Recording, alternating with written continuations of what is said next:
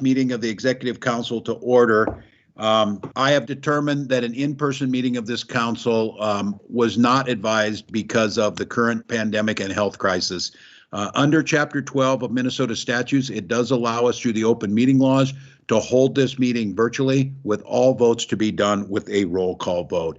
We have a couple orders of business today, and the first one of those is I'd like to recognize Commissioner Jody Harpstead of the Minnesota Department of Human Services to present a request to approve Executive Order 2115, modifying Emergency Order 2042 and continuing to protect eligibility for essential human services programs. Commissioner Harpstead, you are recognized for as much time as you may consume. Thank you very much. Well, last year, this body approved Executive Order 2042, making sure that certain COVID relief funds, such as the extra unemployment insurance checks and the potential tribal COVID relief funds, did not count toward income in the calculation of eligibility for state benefits. You updated that executive order in January with Executive Order 2103 after the passage of the Consolidated Appropriations Act in Congress to include benefits that were spelled out in that act. We're here today to ask you to update it again to incorporate especially new benefits that have been spelled out in the American Rescue Plan.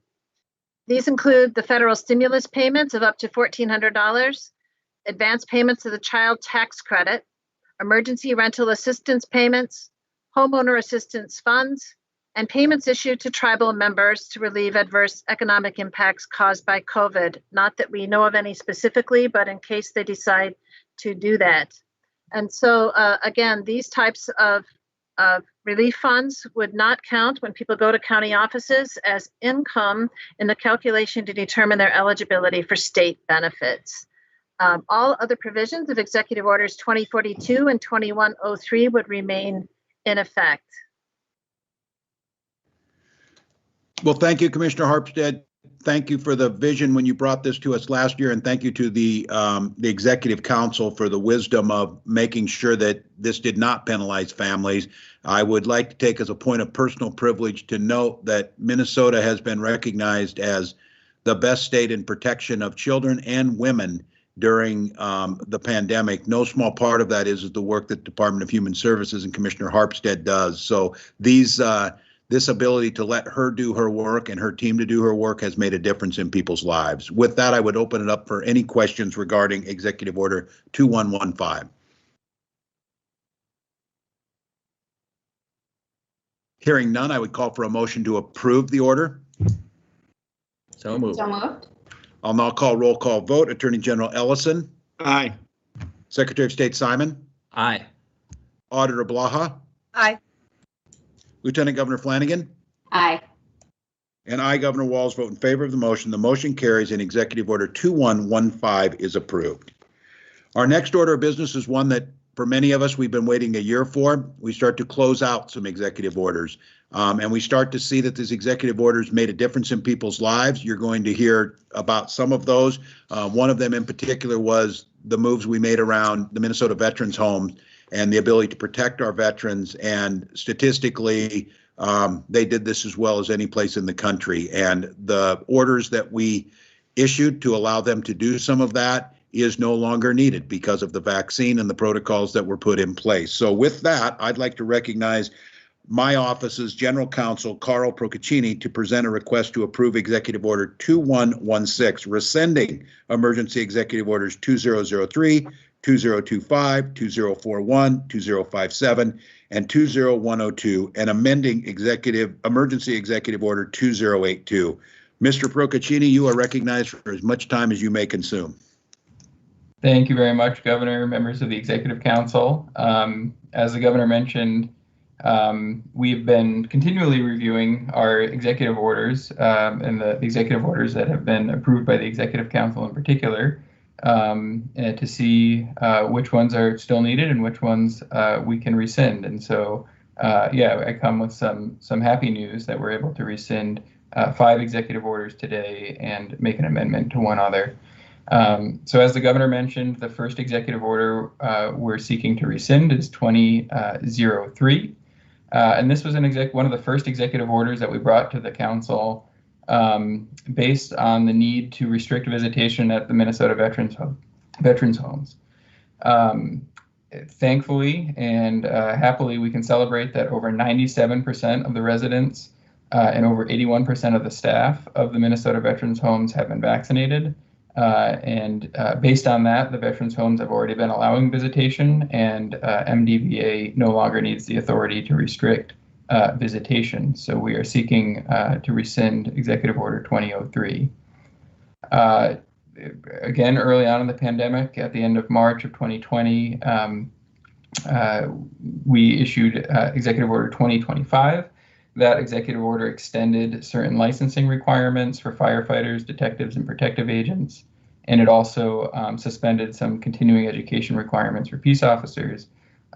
We have received reports from all of the respective boards that this relief is no longer needed, and folks are able to get the training that they need and make the renewals without the extension. So for those reasons, we're seeking to rescind Executive Order 2025. The next two executive orders are 2041 and 2057. Those dealt with education during the 2019-2020 school year and then the 2020 summer school session.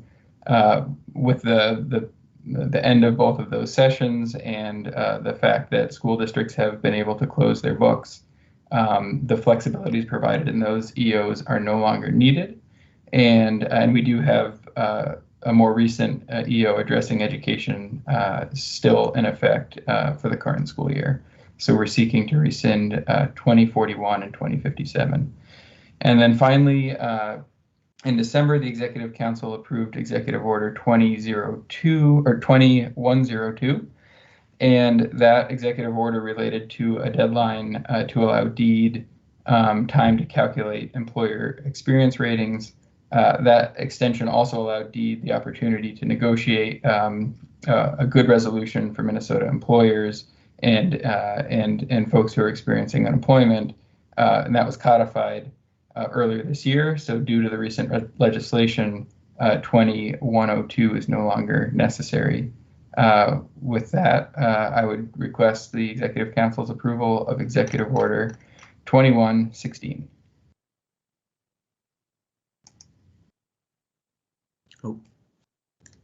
Governor, you're on mute. Apologize. Yeah. Thank you, Carl. Is there any discussion around the rescission of these executive orders? Governor, if I may. Mr. Secretary, you're recognized. Thank you. I just want to say what is probably the obvious thing that others will say or have said, which is this is just great news. And it's not just the absence of something. It's not just that we're getting something off the books and that it's one less thing to comply with. It's the presence of something, which is success. The underlying missions, the missions underlying these executive orders have been accomplished, and that's a really good thing. And we should see this as the turning of a corner. And I just want to congratulate you, the Lieutenant Governor, your entire team for a job well done. Thank you, Mr. Secretary. And I think for all of us on here, it noted that Chapter 12 sets up to have the checks and balances of the constitutional officers to be part of this. People ask about when the executive orders will end. They have done their job, as the Secretary said, so they're closing them. Our analogy of the toolbox opened up when COVID hit us. Now the toolbox, we're starting to put the tools back in it, and they will continue to go back in it. If folks continue to do vaccinations, wear their mask and social distancing, the tools continue to go back in the box. And I think that day when we close it up is coming. So I'm grateful. Hearing no further discussion, I would call for a motion to approve Executive Order 2116. So moved. And I'll call roll call vote of each member. Attorney General Ellison. Aye. Secretary of State Simon.